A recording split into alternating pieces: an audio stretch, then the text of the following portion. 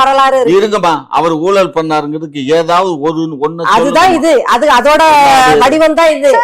ஊழல் பண்ணாங்கிறதுக்கு மருத்துவ கல்லூரிகளே சான்று. உங்களுக்கு எம்எல்ஏ சம்பளம் இப்பதான் 1 லட்சம். 10 வருஷம் 20 வருஷத்துக்கு முன்னாடி இதுல பாதி கூட இருந்திருக்காரு. இதுல எப்படிங்க நீங்க மருத்துவ கல்லூரி? என்னோட சித்தி பொண்ணோட ஹஸ்பண்ட் 1 லட்சம் சம்பளம் வாங்குறாங்க 5 வருஷமா. அவரால ஒரு வீடு தான் வாங்க முடியும். வரக்கூடாது. அடுத்தவனை பார்த்து உங்களுக்கு பொறாம அது சரி. நீங்க எங்க பணத்தை எடுத்து சுருட்டி ஊழல் பண்ணி நீங்க மூலமா வைப்பீங்க. நாங்க எரியாம இருக்கணுமா? உங்க பணம் எங்க மக்கள் வரி பணம் தான். மக்கள் யார் சொல்லணும்? நாங்க தான் சொல்லணும். யார் வந்து சொல்லுவா? இல்ல, நல்லா யோசிங்க. 1 லட்சம் 5 வருஷமா வாங்குற ஒரு ஆளால ஒரு வீடு 45 லட்சத்துக்கு மேல வாங்க முடியல. ஆனா 10 வருஷம் 20 வருஷத்துக்கு முன்னாடி 50,000 கூட இருந்திருக்காரு எம்எல்ஏ சம்பளங்கள்.